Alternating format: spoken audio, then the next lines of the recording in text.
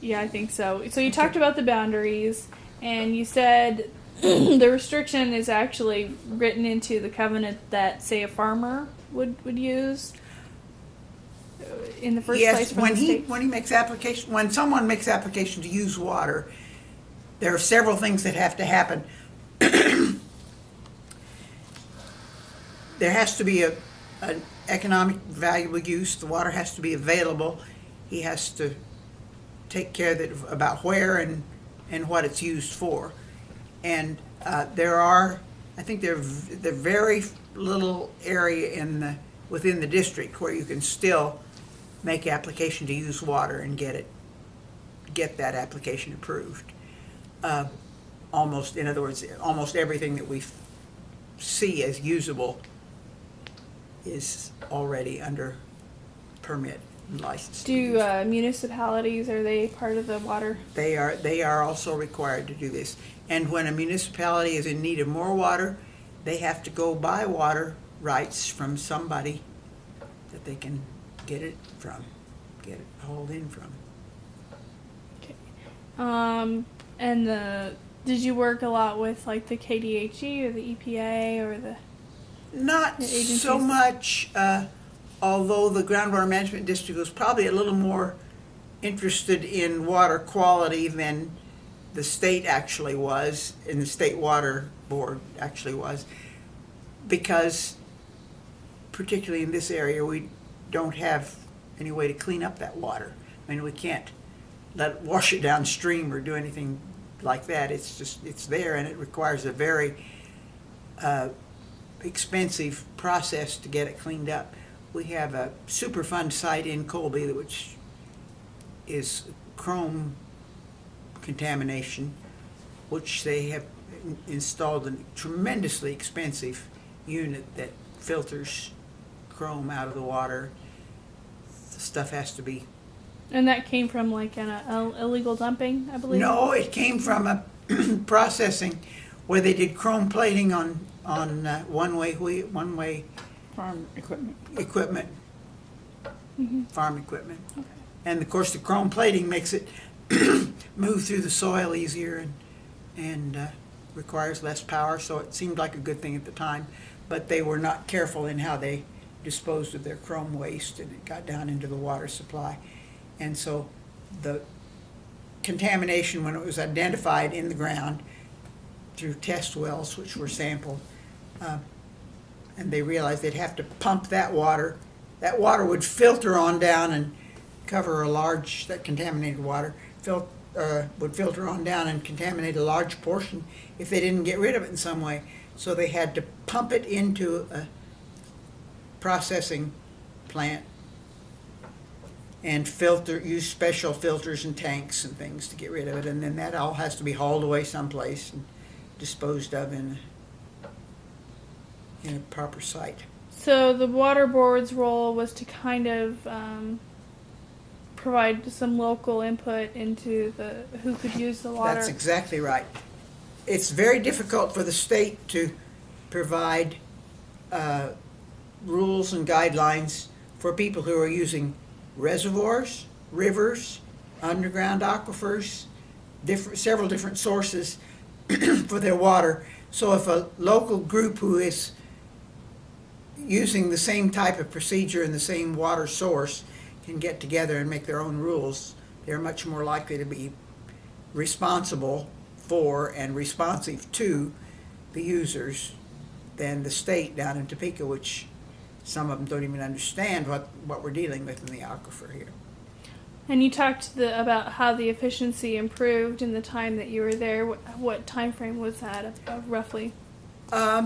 They were starting to talk about efficiency and what should be done when I went on in the late 70s, and then we had special promotion to go from what's called ditch irrigation, where they just let the water flow down, and then the water would get below the root line and would not be used, and so that was not a good efficient use of the water.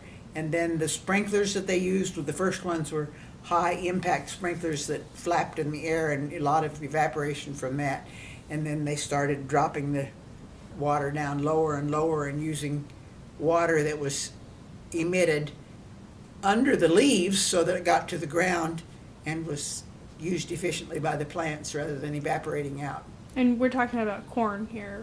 Mainly corn, although some people grow irrigated wheat, and sometimes things happen when you have a well that loses some of its capacity. In other words, it's pumped down enough so that it won't produce as much water to grow the corn, while they'll grow something else, wheat or sunflowers or milo or beans or something, some other crop.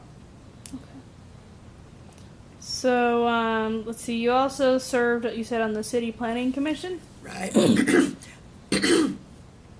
When Perhaps I should state that as a result of having served on the Groundwater Management District, I eventually served on the Kansas Water Authority, which was the statewide water advisory board. And that's where I developed a little more insight into how varied the water sources and uses are around the state. Around the state of Kansas. So the aquifer doesn't go throughout the whole state, of course. No. The Ogallala Aquifer, it kind of runs out in Graham County, and then Gove County, this is kind of the edge of it, and then it cuts back the area, but Smoky Hill doesn't have Ogallala Aquifer under it. There's more Ogallala Aquifer under Scott City and southwest Kansas, Garden City, Dodge City, Liberal, that area, on down into Oklahoma, into New Mexico, and into Texas, up into Nebraska. I mean, the Ogallala Aquifer is a huge thing when you look at a map of it, but it is different segments as you look around. Yeah, I heard the Nebraska state legislature recently decided not to allow a pipeline through the aquifer. They'd allow it in a different area, but just not through the aquifer. Yeah. I don't know if they did in Kansas or not. I don't think Kansas has been as restrictive in that. Okay. So what would be a difference maybe between somebody in Thomas County farmers' water needs as opposed to a Southwest? Well, Southwest has their own groundwater management district. Mm-hmm. They were not as restrictive or as aware of they didn't acknowledge the fact that it is a finite source of water and that they're going to run out of it one of these days, and when they do, they're out of luck. And in northwest Kansas, we said, okay, let's go drive for efficiency and make this last as long as possible. Let's limit the use. Let's be a little bit more punitive of people who overpump, who disobey what the rules and management policies are. And what were some of the largest users in this area of water? It's difficult to say who are the largest users because each water right is attached to a piece of ground, and most of those grounds are quarter sections or half sections. And so unless you count up all the quarter sections and half sections that one individual farmer has that he has irrigation rights for, you can't indicate the larger users.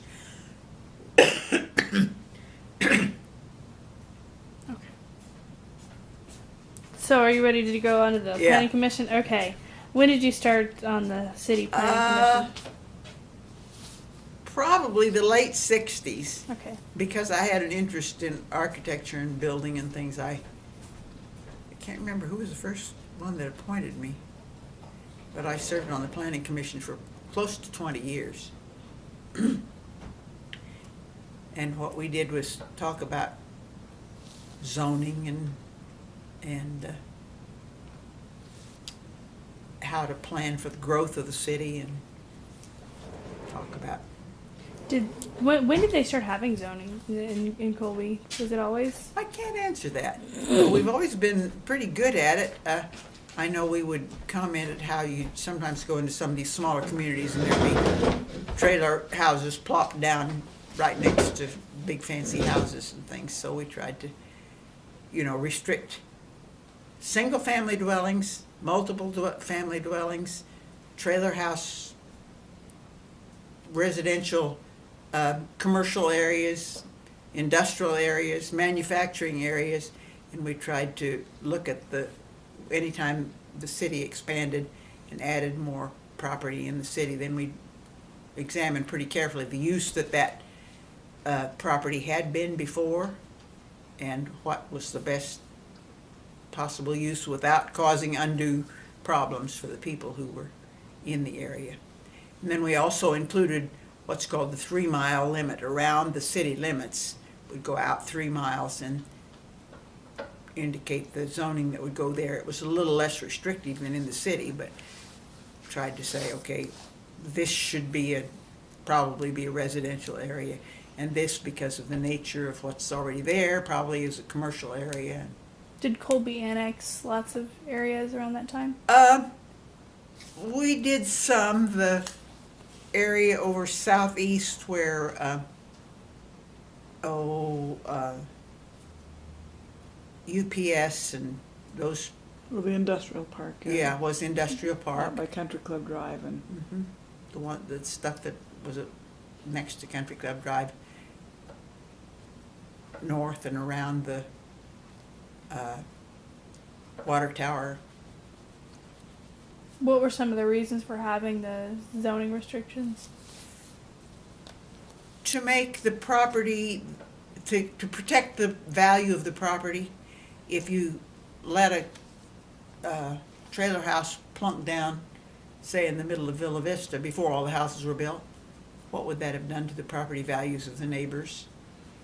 So it's a protective issue, a uniformity issue, aesthetics, a lot of it, economic and aesthetics. So what were some other things, some other decisions that you might have helped to make on the planning and zoning? Oh, let's see.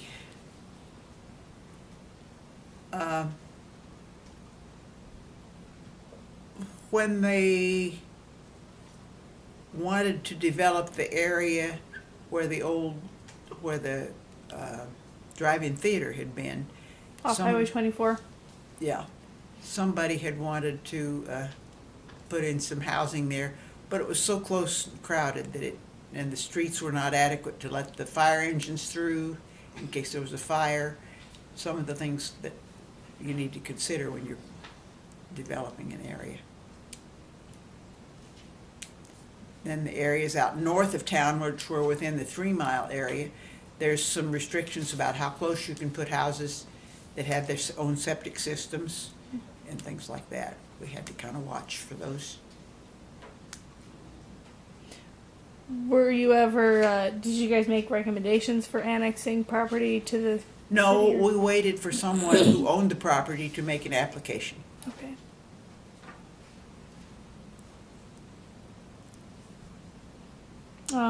Let's see, what are any other projects that you worked on with this?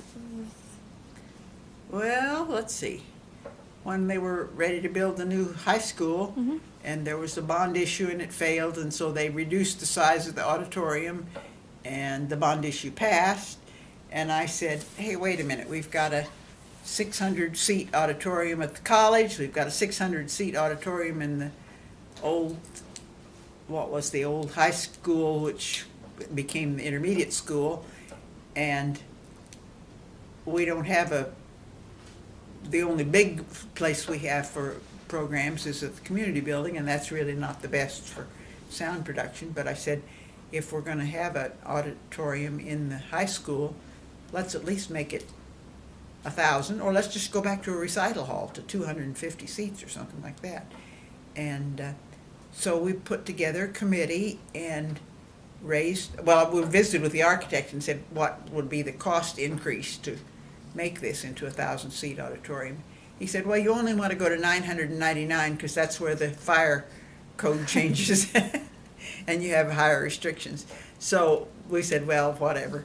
But at any rate, he told us how much extra funds we'd have to raise, and then we went about selling seats so that we could, you could put a tag on a seat, dedicate it to somebody, or to have it yourself. So you had private sponsorship for a public So we project. went around town and raised funds from different people and got that passed, and we had a fairly short time to do it because they were getting ready to start this building, and we needed to get they needed to know for sure what size the auditorium was going to be. We got our funds to increase the size of the auditorium and then went after seats after that, so the timing was there. Then I served on the building committee for the church, the new Methodist church. That was in the early or late 80s, right? Right. We bought the property. Well, in fact, Grandma helped acquire the property in 89. No, 89 was when we built. 80, probably 86, 85 or 86, we had a ceremony and went out, and once we'd acquired the property. That was at Franklin and what's the Pine. Franklin and Pine? And How did they choose the property? again, it kind of went back to the concept of where is there enough space so we won't be crowded. At the old place, it was, park in the street, and there wasn't any, in order to get any off-street parking, we would have had to buy houses and tear them down to make parking. And that did not seem. And were there problems with like the church building itself? The church building was old clay tile and was very cold and not insulated at all. There was a huge percentage of that church that was staircase. There was a staircase in all four corners of that building that went from the basement to the balcony. And you had to walk up basically a flight of stairs and a little bit more to get in from the ground level. It was not accessible to handicapped people. And while it functioned well for people who were mobile and got around easily, it didn't do well for people who were either wheelchair bound or limited in their ability to get around. Okay, so they decided to build this new church. How did they? Did they have a fundraiser? Did they? We had different things that happened.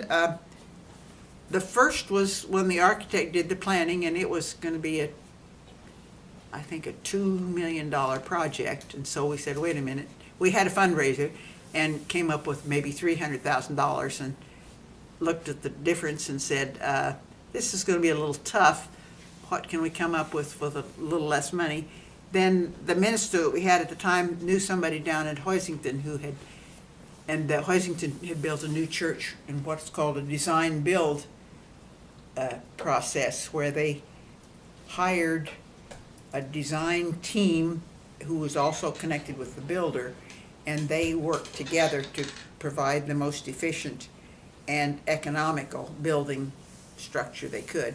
So the main plan, we bought the plans from the architect who had originally designed it, and then we did away with some of the things that were making it fairly expensive. A little extension out on the south, which would have provided a passive solar office space, and let's see, what else did we end up?